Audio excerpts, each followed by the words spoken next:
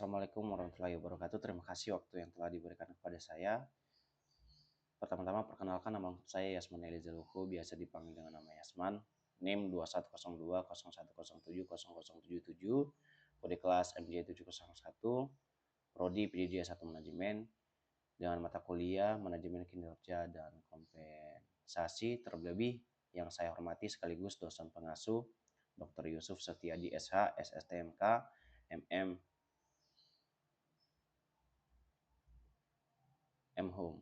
Oke Pak, langsung saja saya akan memecahkan dulu tugas individu atau kelompok, yaitu cover video PPT ya, dengan mengcover video PPT dengan menampilkan judul apa yang akan dipresentasikan, nama lengkap, kelompok NIM, prodi, kelas, kemudian bagian bawah diberi identitas perguruan tinggi Universitas Sebrasia, bawahnya tempat, tanggal, bulan, dan tahun.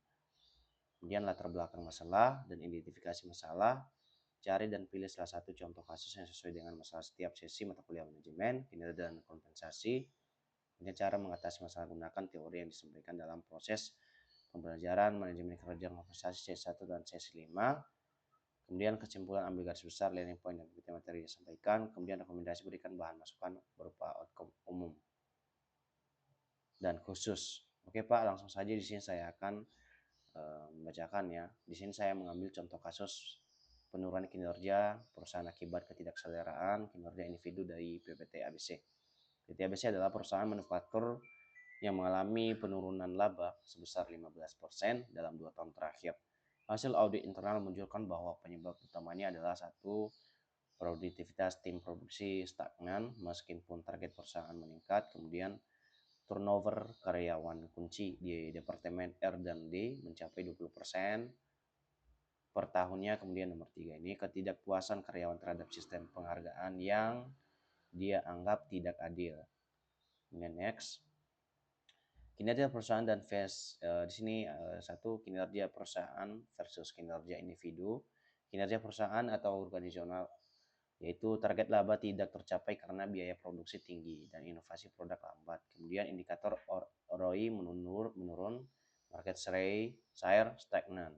Kemudian kinerja individu atau employee, karyawan produksi tidak memenuhi target efisiensi karena kurangnya pelatihan. Kemudian tim R dan D ini merasa kontribusinya tidak dihargai atau kompensasi tidak terkait dengan keberhasilan proyek. Next. 2. Penyebab ketidakseleraan. Sistem penilaian kinerja usang KPI individu tidak terkait dengan tujuan perusahaan. Misal, karyawan hanya dinilai berdasarkan kehadiran, bukan inovasi atau efisiensi. Kemudian kompensasi tidak strategis. Bonus diberikan secara merata, kemudian senioritas atau basit bukan berdasarkan kontribusi terhadap kinerja perusahaan. Kemudian komunikasi top down yang lemah. Karyawan tidak memahami bagaimana kinerja atau kerja mereka memengaruhi kesuksesan perusahaan. Kemudian next, konsepsi manajemen kompensasi dalam kasus PT ABC ini, yaitu manajemen kompensasi adalah sistem yang dirancang untuk menghargai kontribusi karyawan secara adil, kompetitif, dan selaras dengan tujuan perusahaan. Pada kasus PT ABC ini, konsepsi ini gagal ditetapkan karena beberapa faktor. 1. Tujuan manajemen kompensasi yang tidak terpenuhi, atau teori kompensasi harus memenuhi 4 tujuan utama, yaitu keadilan equity. Masalah di PT ABC sistem senioritas basit menciptakan ketidakadilan bagi karyawan berkinerja tinggi. Contoh, karyawan R dan D yang berkontribusi inovasi besar mendapatkan bonus sama dengan yang kinerjanya biasa. Kemudian kompetitif atau competitiveness atau masalah gaji di bawah standar pasar penyebab turnover tinggi. Kemudian motivasi ya, motivation masalah tidak ada insentif untuk mencapai target perusahaan ya, itu adalah salah satu motivasi. Kemudian misal efisiensi produksi. Kemudian di sini kesesuaian dengan strategi bisnis atau alignment, masalah kompensasi tidak terkait dengan tujuan perusahaan, contoh laba 15%. Kemudian next. 2. Komponen kompensasi yang tidak seimbang. Teori kompensasi terdiri dari finansial atau langsung tidak langsung dan non-finansial. PT ABC hanya fokus pada kompensasi finansial langsung atau gaji pokok plus bonus seragam, tapi mengabaikan kompensasi tidak langsung asuransi pelatihan, work-related balance. Kemudian non-finansial, pengakuan atau reward karyawan inovatif, perkembangan karir tidak ada. Kemudian lanjut, Next, kegagalan dalam prinsip desain kompensasi. Internal consistency, tidak ada struktur gaji yang jelas antar departemen, misal tim produksi versus R&D. External competitiveness, gaji tidak diperbarui berdasarkan benchmark industri. Kemudian employee contribution, tidak ada diferensi kompensasi berdasarkan kinerja individu atau tim. Kemudian dampak terhadap kinerja perusahaan. Di nomor 4 ini, teori kompensasi adalah alat strategis untuk mendorong kinerja. Pada PT ABC ini, karyawan tidak termotivasi, kemudian produktivitas turun, laba menurun, kemudian turnovernya tinggi, atau biaya rekrutmennya meningkat. Berikut adalah analisis dan evaluasi kinerja perusahaan dari PT ABC. Berdasarkan kasus di atas, menggunakan pendekatan kuantitatif ya dan kualitatif, serta rekomendasi perbaikan. 1. Analisis kinerja perusahaan atau organizational performance. Kemudian indikator kuantitatif, penurunan laba 15% dalam periode 2 tahun menunjukkan efisiensi operasional atau penurunan daya saing. Kemudian turnover karyawan kunci 20% per tahun atau biaya rekrutmen dalam pelatihan meningkat terus kehilangan pengetahuan organisasi. Kemudian market share stagnan. Di sini kegagalan inovasi atau strategi pemasaran. Kemudian indikator kualitatifnya, budaya kerja, kurangnya motivasi karena sistem penghargaan kurang adil atau tidak adil. Kemudian kepemimpinan gagal, menyelaraskan tujuan individu dengan perusahaan. Inovasi tim R dan D tidak termotivasi, produk lama tidak kompetitif. Analisis kinerja individu, employee performance, masalah utama di sini adalah produktivitas rendah. Contoh tim produksi tidak memenuhi target atau efisiensi. Kemudian keterampilan tidak berkembang karena kurang pelatihan, ketidakpuasan, kompensasi, demotivasi, dan turnover. Kemudian penyebab di sini KPI tidak relevan, karyawan dinilai berdasarkan kehadiran, bukan kontribusi nyata. Feedback tidak efektif, tidak ada coaching, perbaikan kinerja reward system, tidak mendorong performa tinggi. Di sini saya membuat beberapa kayak tabel gitu ya Pak. Di sini ada perspektif kinerja PT ABC, rekomendasi perbaikan. Finansial laba turun 15%, fokus pada efisiensi biaya dan inovasi. Kemudian pelanggan market share stagnan, tingkatkan kualitas produk layanan. Kemudian proses internal, produktivitas tim rendah atau reducing, KPI berbasis output bukan input. Kemudian pembelajaran, turnover tinggi, kurang pelatihan, program pengetahuan karyawan. Next.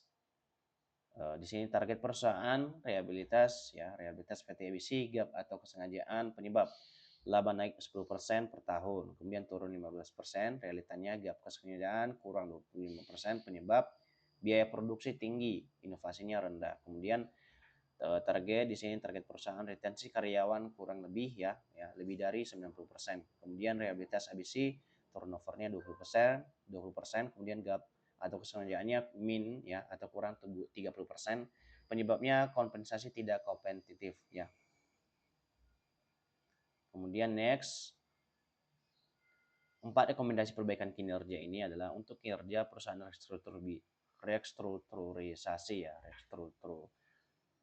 restrukturisasi biaya, audit proses produksi untuk identifikasi pemborosan.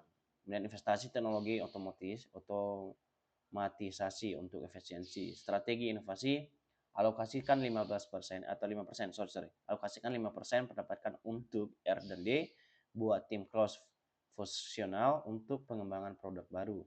Kemudian peningkatkan market share, analisis kebutuhan pelanggan melalui riset pasar. Kemudian bagian B untuk kinerja individu, reducing sistem kinerja. Ganti KPI tradisional dengan OKR. Contoh, turunkan WISTI produksi 10% per kuartal ya, penilaian 360 derajat untuk mengurangi bias atasan. Kemudian program pelatihan. Nah, pelatihan technical skill ya, multitasking skill di sini untuk tim produksi dan creative thinking untuk R dan D. Kemudian perbaikan sistem kompensasi. Harusnya pay for performance, bonus untuk karyawan yang mencapai 110% target. Non financial reward. Ya, tidak ada financial reward, pengakuan publikasi untuk inovasi. Dan monitoring dan evaluasi dashboard kinerja real time. Pantau KPI perusahaan dan individu secara digital, survei karyawan rutin, ukur kepuasan dan persepsi keadilan kompensasi. Kemudian di sini nomor 5 Ya, metrik evaluasi keberhasilan. Setelah implementasi rekomendasi, ukur hasil dengan kinerja perusahaan. Kenaikan laba minimal 5% dalam 1 tahun. Penurunan turnover karyawan menjadi kurang lebih dari 10%. Kinerja individu, peningkatan produktivitas. Contoh output tim produksi ya bertambah 15%. Kemudian skor engagement karyawan naik 20 poin dari survei. Berikut ada analisis faktor-faktor yang mempengaruhi kinerja dan kompensasi pada kasus PT ABC dikelompokkan berdasarkan aspek internal dan eksternal perusahaan. Faktor yang mempengaruhi kinerja perusahaan, faktor internal yaitu manajemen sumber daya manusia, contohnya kasus sistem penilaian kinerja usang atau hanya berdasarkan kehadiran yang tidak mendorong produktivitas. Tampaknya kinerja individu rendah, kinerja perusahaan turun. Budaya organisasi, contoh kasus budaya senioritas yang kaku menghambat inovasi karyawan muda di R&D, dampaknya stagnasi pengembangan produk. Kepemimpinan, contoh kasus manajer tidak memberikan feedback konstruktif ya, karyawan tidak tahu cara memperbaiki kinerja. Kemudian proses operasional, contoh kasus pemborosan bahan baku. Di lini produksi biaya personal meningkat. Kemudian faktor eksternalnya yaitu persaingan pasar. Contoh kasus kompetitor menawarkan produk lebih inovatif dengan harga serupa, marketnya share PT ABC stagnan. Kemudian regulasi peraturan. Contoh kasus kenaikan upah minimum regional tidak diantisipasi, ya, beban gaji meningkat. Faktor yang mempengaruhi kompensasi yaitu faktor internalnya, internal kebijakan perusahaan. Contoh kasus sistem kompensasi berbasis senioritas, bukan kinerja dimotivasi karyawan berprestasi. Kemudian kemampuan finansial perusahaan, contoh kasus laba turun 15%, perusahaan kesulitan menaikkan gaji, ya kompetitif. Kemudian desain pekerjaan, contoh kasus dari tim R&D memiliki tanggung jawab kompleks, tetapi kompensasi tidak berbeda dengan tim administrasi. Kemudian faktor eksternalnya pasar tenaga kerja, contoh kasus gaji dari PT ABC di bawah standar industri, talenta berpindah ke kompetitor. Kemudian kondisi ekonomi, contoh kasus inflasi tinggi, daya beli karyawan turun meskipun gaji nominal tetap. Kemudian legal, contoh kasus peraturan pemerintah tentang tunjangan kesehatan wajib tidak dipenuhi, resiko sanksi. Demikian hasil dari presentasi saya Pak, kurang lebih ya dari Yasman. Mohon maaf atas kesalahan kata yang telah saya sampaikan, mohon dimaklumi. Terakhir kata saya ucapkan terima kasih banyak. Assalamualaikum warahmatullahi wabarakatuh. Thank you.